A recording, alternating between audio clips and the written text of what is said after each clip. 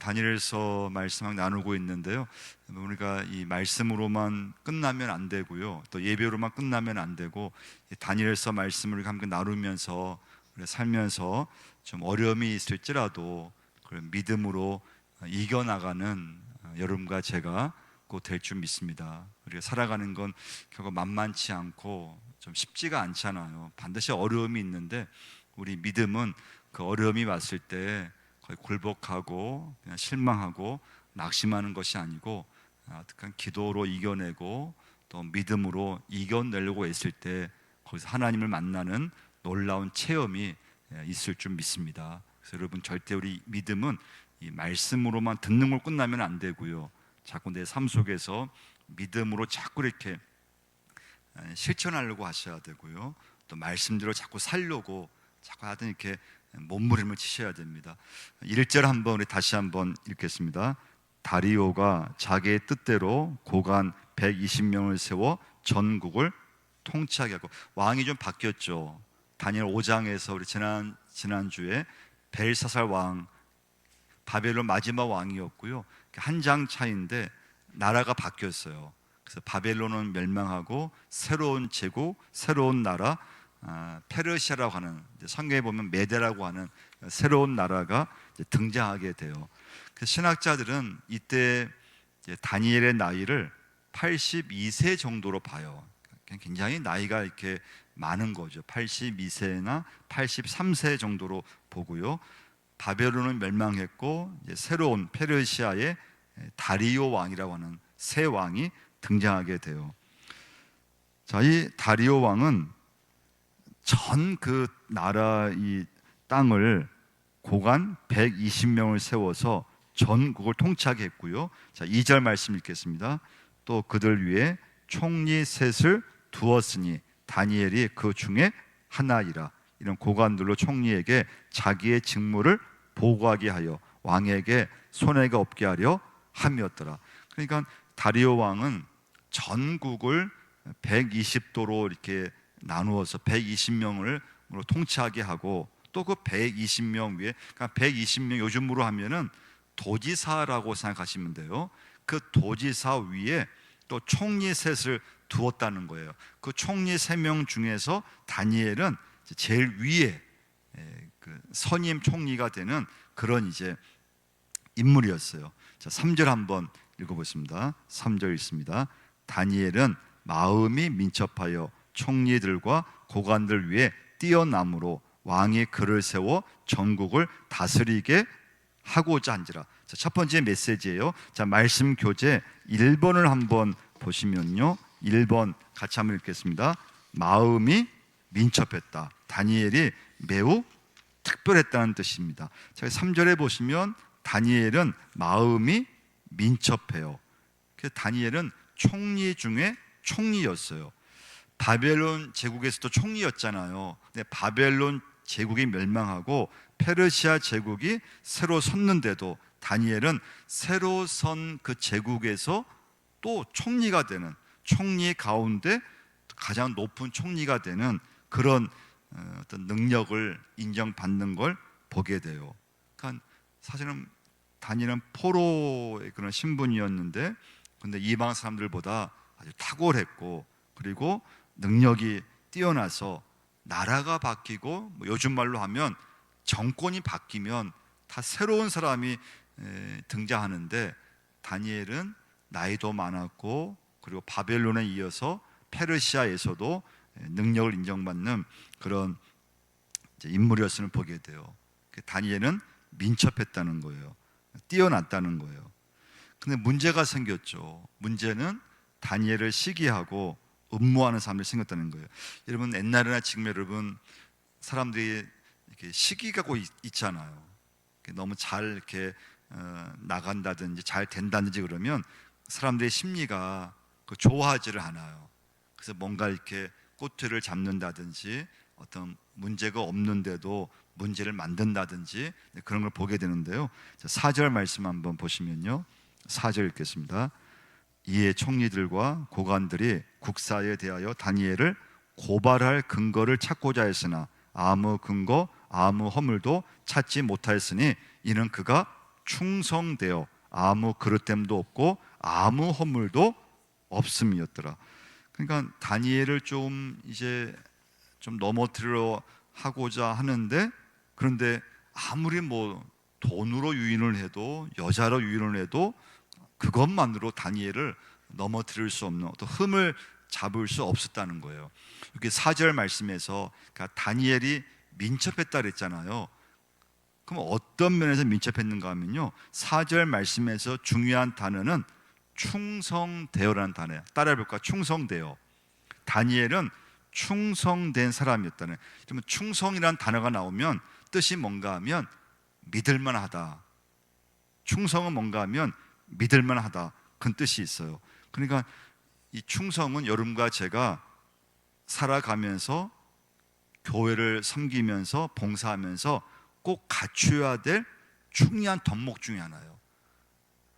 사람들이 여러분과 저를 보면서 그분 충성스러운 일꾼이야, 그분 충성해, 그분 믿을만해, 이런 말을 들을 수 있어야 돼요. 그래서 여러분, 충성된 사람에게는 무슨 일을 맡겨도 안심할 수 있다는 거예요. 그러니까 여러분, 뭐 목회자가 또는 뭐 여러분이 누군가에게 어떤 일을 맡겨서 이분한테 일을 맡기면 이건 뭐 틀림없어, 이분은 안심할 수 있어. 그러니까 충성된 사람의 특징이 무엇인가 하면요, 무슨 일을 맡겨도 안심할 수 있는 사람, 충성된 사람은 포기하지 않는 사람을 말해요. 자, 그래서 이 충성된 사람의 특징은 어디 있는가 하면 입술에 있다는 거예요. 이 말에 있다는 거예요. 그래서 충성된 사람은 한 번 말한 것은 지킨다는 거예요.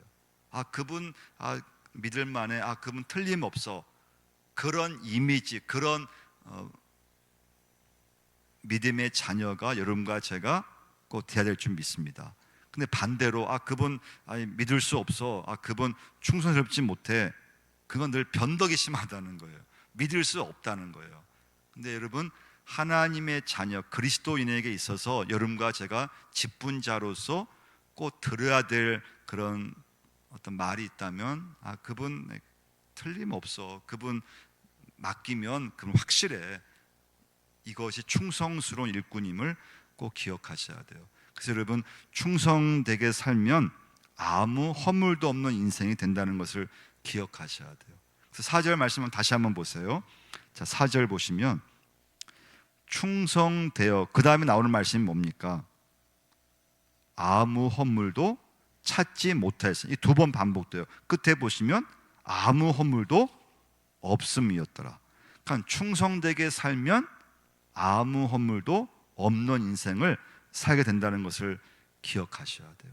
여러분과 제가 예수를 믿으면서 허물이 많고 또 부주의하고 또 어리석게 행동한다면 안 된다는 거예요. 그 허물의 뜻이 뭔가 하면요, 부주의하다, 어리석게 행동하다, 그런 뜻이 있거든요. 근데 다니엘은 민첩했는데 다니엘의 믿음은 충성스러운 믿음, 그런 삶이었고, 그렇기 때문에 아무 허물도 찾지 못했다는 거예요. 자, 근데 이제 시기한 사람들이 포기하지 않아요. 어떻게 하든 다니엘을 그 자리에서 내려오게끔 하려고 하다 보니까 딱 하나가 이제 문제 삼을 수 있는 그게 보였던 거예요. 7절 한번 보시면요, 자, 7절 한번 읽겠습니다.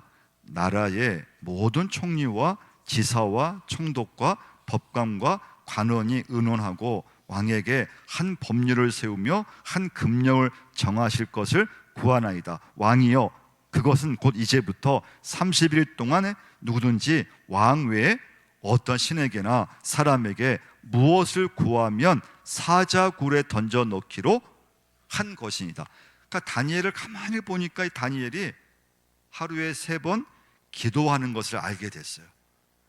저것을 조금 문제화 시켜가지고 한 달간 기간을 정해서 왕 이름 대신 누구든지 왕이 아닌 다른 이름으로 어떤 신에게, 어떤 사람에게 기도하는 사람이 있으면은 그 사람을 사자굴에 던져 넣는 법을 만든 거예요. 그러니까 왕 입장에서는 손해낼 게 없는 거예요. 한 달간 왕 외에 다른 사람의 이름, 다른 신의 이름으로 기도하는 사람이 있으면 그 사람은 사자굴에 그런 집어넣는 죽이는 그런 법을 이 사람들이 이제 만든 거예요. 만든 이유는 다니엘을, 이 한 사람을 넘어뜨리게 하기 위해서 그런 법을 만들었어요. 근데 다니엘이 이제 두 번째 메시지예요. 우리 한번 말씀 교재 2번 한번 보시면요, 같이 한번 읽어보겠습니다. 기도를 생명처럼 여겼어요. 자, 지금 한 달간 다니엘이 하던 대로 기도하면 다니엘은 끝이에요. 끝. 죽음이에요. 죽음. 근데 다니엘은 이런 법을 알고 있었지만 기도를 포기하지 않았어요. 오늘 여러분과 저도 오늘 말씀의 제목이기도 한데요, 좀 기도를 절대 포기하면 안 돼요. 또 믿음은 내가 지금 어떤 일을 내가 만나도 여러분과 제가 믿음을 포기하면 안 돼요. 할렐루야. 믿음은 여러분과 제가 어떤 어려움이 있고 문제가 있어도 믿음으로 끝까지 그 어려움을 이겨낼 수 있으셔야 돼요. 이러면 뜻대로 안 됐다고 해서 그냥 딱 포기하면 안 돼요. 기도는 다니엘처럼 생명처럼 여기고 어떤 일이 있어도 기도를 포기하면 안 돼요. 자, 근데 지금 다니엘이 사실은 상황 자체는 기도를 포기할 수 있는 상황인데, 근데 다니엘은 그 기도를 생명처럼 여겼다는 거예요. 생명과 바꿀 만큼 기도를 중요하게 여겼다는 거예요. 그러니까 다니엘이 거기까지 이제 갈 수 있었던 기도의 체험이 있었던 거죠. 우리가 이제 다니엘 2장에서 이제 봤잖아요. 느부갓네살 왕이 꿈을 꿨는데 꿈 내용을 몰라요. 그럼 답답해요. 근데 꿈을 이 당시 사람들은 꿈은 신의 계시였기 때문에 꿈의 내용, 꿈을 해석해야지만 자신은 죽지 않는다고 하는 그런 믿음이 있었거든요. 그래서 이 느부갓네살 왕이 신하들한테 지금 자기가 꾼 꿈인데 자기가 지금 몰라요. 근데 신하들한테 내가 꾼 꿈을 알아내라고 하는 것이고 그 꿈을 해석하라는 거예요. 해석하지 못하면, 내가 꾼 꿈을 알아내지 못하면 다 죽이겠다는 거예요. 거기에 다니엘과 세 친구가 포함돼요. 근데 다니엘이 어떻게 합니까?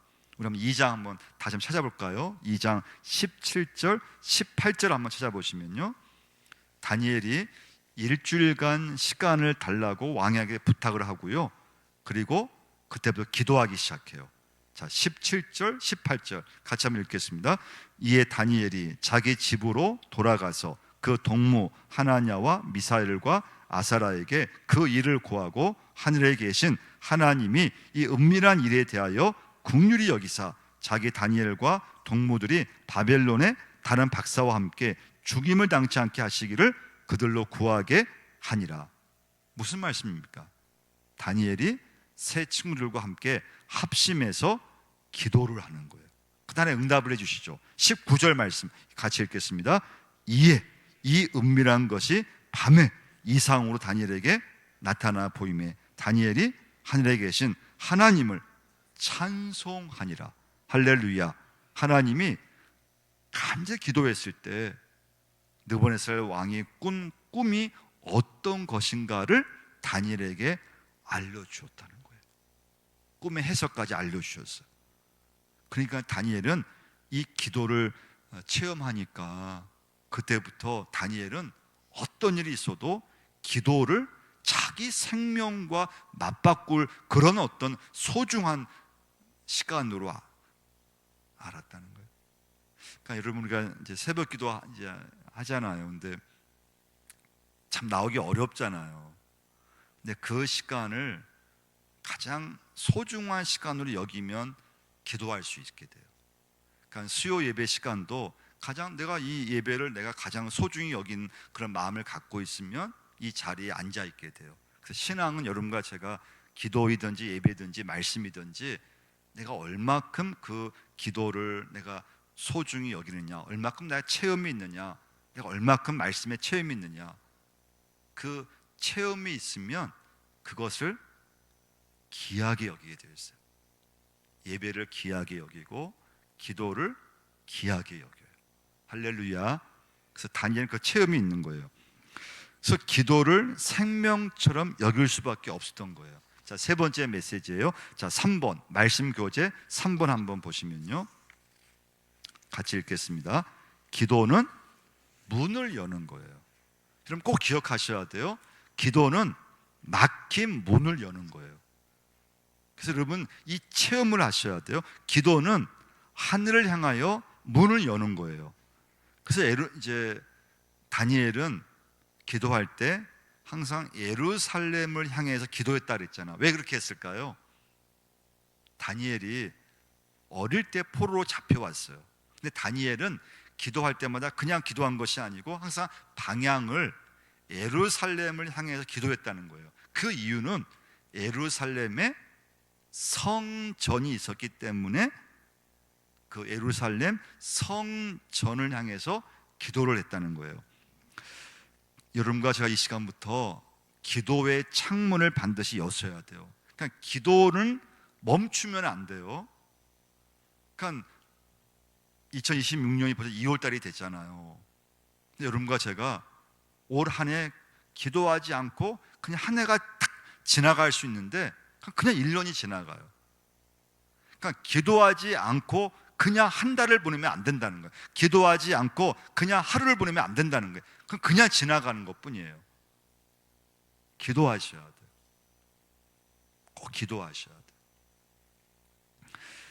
기도는 하나님과 나 사이의 문을 여는 것임을 기억하셔야 돼요. 여러분, 우리 여러 나라 중에서 북한이 사실 좀 어렵잖아요. 북한은 좀 많이 어려워요. 근데 왜 어려운가 하면요, 다른 게 아니에요. 문을 열면, 그러니까 북한의 그런 좀 문호를 좀 여러 나라에, 또 우리나라에 좀 개방을 하면은 경제적으로도 굉장히 잘 살 수 있고 도움이 될 텐데, 북한은 이렇게 문을 이렇게 닫아버려요. 열지를 못해요. 자신감도 없어요. 열어놓으면은 북한 사람들이 다른 사상에 이렇게 좀 빠질까봐 그 겁을 내서 북한은 열지를 못해요. 개방하지를 못해요. 여러분, 한 국가가 다른 나라를 향해서 문을 열어놓고 그리고 무역을 하든지 그렇게 했을 때 나라가 잘 살 수 있고 그렇게 되거든요. 그러니까 여러분과 좀 인간관계도 마찬가지. 여러분 이렇게 믿으면서 한다고 했을 때, 살아간다고 했을 때 마음의 문을 좀 많이 여셔야 돼요. 좀 사람들에게도 좀 뭐 처음 만난 사람에게도, 여러분 이웃에게도 좀 마음의 문을 열고 좀 내가 먼저 다가가려고 하셔야 돼요. 좀 교회에서도 내가 먼저 이렇게 다가가려고 하셔야 돼요. 내가 먼저 마음의 문을 여는 게 참 중요해요. 여러분 이단의 문제로 또 보면은 이단들 있잖아요. 이단들이요. 이단들도 늘 주장하는 게 뭡니까? 우리만 진짜 우리만 구원받는다고 얘기하고 다 다른 기존의 교회는 다 그건 잘못됐다 그러고 자기들만 진짜라고 자기들 자신들만 구원한다 그러고 그러면서 뭐 재산 다 팔아서 자신들한테 바치라고 하고 그러면서 막 이유를 많이 남기거든요. 그러니까 이제 이단이라든가 또 우리나라 같은 동포지만 북한이라든가 문제는 무엇인가 하면 좀 열어놔야 되는데 닫아버린다는 거. 그럼 여러분과 저도 그럼 기도는 내가 예수를 믿으면서 기도는 문을 여는 거라고 했잖아요. 그러니까 하나님과 나 사이의 문을 여는 것은 그 기도임을 기억하셔야 돼요. 그래서 기도가 닫혀지면 안 돼요. 어떻게 하든 여러분과 저에게 중요한 건 기도를 해야 되는데, 근데 기도는 내가 체험하지 않으면 기도는 하기 어렵다는 거예요.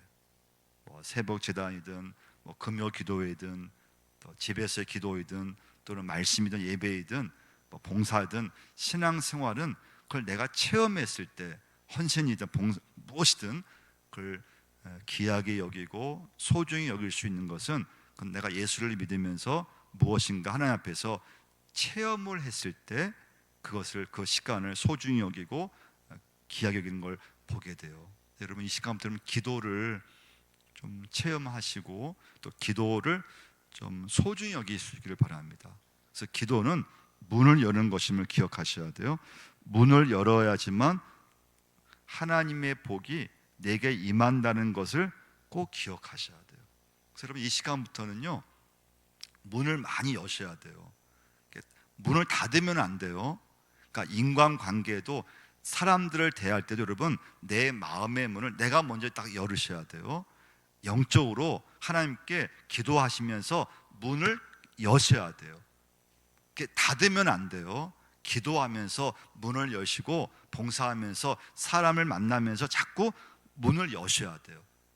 그러니까 사람을 향해서 여러분 내 마음의 문이 닫혀지면 안 돼요.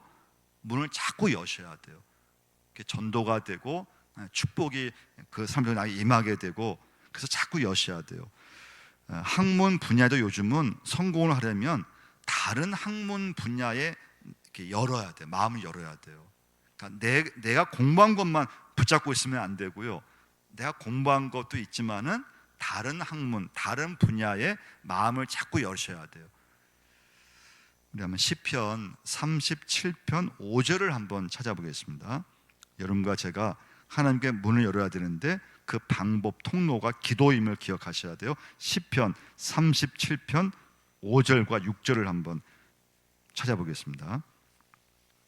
우리 말씀 교재도 있는데 같이 한번 읽어볼까요? 내 길을 여호와께 맡기라. 그를 의지하면 그가 이루시고 내 의를 빛같이 나타내시며 내 공의를 정오의 빛같이 하시리로다. 그 말씀 교재 그 성경 밑에 부분 읽어보겠습니다. 맡긴다는 말은 히브리 말로 돌을 굴린다, 산에서 돌을 굴린다는 말입니다. 내가 짊어지고 내려가는 것이 아니라 언덕으로 굴러버리는 겁니다. 그러니까 내 길을 여호와께 맡기라. 이 맡긴다는 뜻이 뭐라고요? 돌을 굴린다는 뜻이 있다는 거예요. 돌을 굴린다. 그러니까 여러분과 제가, 그럼 교회는 우리가 왔어요. 예배하러 왔어요. 살면서 여러 가지 염려도 있고 걱정도 있고 또 막 문제도 있어요. 근데 그것을 어떻게 해야 된다고요? 굴려버리셔야 돼요. 여러분 교회 오실 때는 모든 문제를 하여튼 막 여러 가지 막 번민, 혼란스러운 게 있으면 오늘 예배하시면서 이 하나님 앞에 내 문제를 이렇게 굴리셔야 돼요. 맡기셔야 돼요. 던져버리셔야 돼요. 할렐루야. 그래서 예배로 갈 때는 가벼운 마음으로 가셔야 돼요. 다시 문제를 다시 이렇게 끌어안으면 안 돼요. 그걸 떠나보내셔야 돼요. 염려, 문제, 걱정, 불안, 그걸 예배하면서 굴러버리셔야 돼요. 그걸 떠안으면 안 돼요. 맡긴다는 것은 돌을 굴린다, 내가 짊어지고 내려가는 것이 아니고 언덕으로 굴러버린다, 그 뜻이 있다는 거예요. 그래서 기도는, 여러분 기도는 하나님에게 내 무거운 짐을 굴리는 것임을 기억하셔야 돼요. 내 자녀들을 기도하면서 하나님께 맡기셔야 돼요. 자녀의 문제를 굴러버리죠. 그걸 나 끙끙대면 안 돼요. 그걸 내가 안고 있는 것이 아니고 굴러버리셔야 돼요. 우리는 살면서 나이가 들면 반드시 건강에 문제가 생겨요. 우리는 영원히 살 수 없잖아요. 건강에 문제가 생기는데 내 건강도 굴러버리셔야 돼요. 그걸 내가 끙끙대고 내가 끝까지 안고 있을 수 있는 게 아니에요. 그래서 교회는 여러분과 제가 내 인생을 살면서 여러 가지 염려, 걱정, 건강의 문제, 자녀의 문제, 내 가정의 일을 그걸 다 예배하면서 굴러버리기 위해서 여러분과 제가 이 자리에 나오신 줄 믿으시기를 바랍니다. 그래서 주님에게 굴려버리셔야 돼요. 근데 굴리지 못하면 어떻게 될까요? 맡기지 못하면 자꾸 염려가 생겨요. 염려가 생기면 어떤 일이 일어나는가 하면요, 하나님이 의심되기 시작해요. 그러니까 염려로 끝나는 게 아니고요, 염려가 조금 생기면 말씀이 믿어지지가 않게 돼요. 그러니까 믿음이 자꾸 흔들리게 돼요. 믿음이 없는 사람처럼 돼버려요. 그래서 여러분과 제가 이 사람이 살면서 내가 예수를 믿는데 근데 믿음이 있다가도 자꾸 염려하면은 믿음이 약해져요. 근데 그때 여러분, 기도하면 염려가 물러가게 되어 있어요. 하나님이 믿어져요. 근데 염려가 자꾸 쌓여지면 어느 순간 하나님의 의심이 되고 말씀이 믿어지지가 않고, 그러면서 믿음이 딱 없어지게 돼요. 그러면 기도하면 근심이 물러가게 되고 용기가 생기고 힘이 생기고, 그래서 기도하는 사람과 기도하지 않는 사람은 1년, 10년, 20년 지나고 나면은 엄청난 차이가 있다는 걸 꼭 기억하셔야 돼요. 그냥 우리는 여러분 살아가는 게 아니에요. 기도하는 사람의 그 기도 제목이 여러분 몇 년이 이렇게 기도가 쌓인다고 생각해 보세요. 기도하는 사람과 기도하지 않는 것은 여러분 엄청난 차이가 있어요. 그래서 예수를 믿어도 기도하지 않는 사람은 아무도 받지 못한다는 것을 꼭 기억하셔야 돼요. 그러니까 여러분과 제가 예수 믿지만 5년 동안 기도하지 않는다, 그럼 5년이 내 딴에는 열심히 살았다고 해도 그냥 허송세월이라고 생각하셔야 돼요. 10년 내가 예수 믿었는데 내가 10년 동안 기도하지 않으면 그 10년이 허송세월이 될 수 있다는 걸 꼭 기억하셔야 돼요. 그래서 기도하셔야 돼요. 자, 마지막 메시지예요.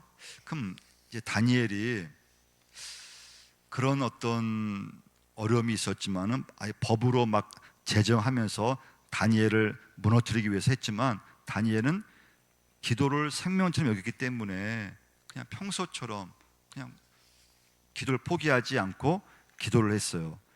근데 다니엘의 기도에 중요한 특징이 하나가 있어요. 그게 뭔가 하면요, 10절을 한번 보겠습니다. 10절 한번 읽어보겠습니다. 다니엘이 이 조서에 왕의 도장이 찍힌 것을 알고도 자기 집에 돌아가서는 윗방에 올라가 예루살렘으로 향한 창문을 열고 전에 하던 대로 하루 3번씩 무릎을 꿇고 기도하며 그의 하나님께 감사했더라. 다니엘의 기도는 감사의 기도였어요.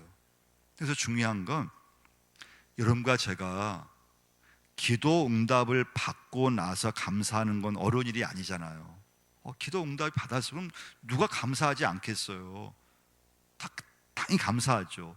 근데 다니엘의 기도는 기도 응답을 받기 전에, 그것도 큰 어려움이 생겼을 때, 이제 기도하면 이제 곧 죽을 수 있는 그 엄청난 고난 중에 믿음으로 드린 감사의 기도였다는 것을 꼭 기억하셔야 돼요.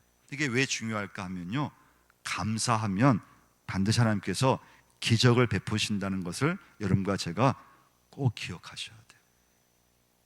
불평과 원망을 통해서는 절대 여러분 기적이 일어나지 않아요.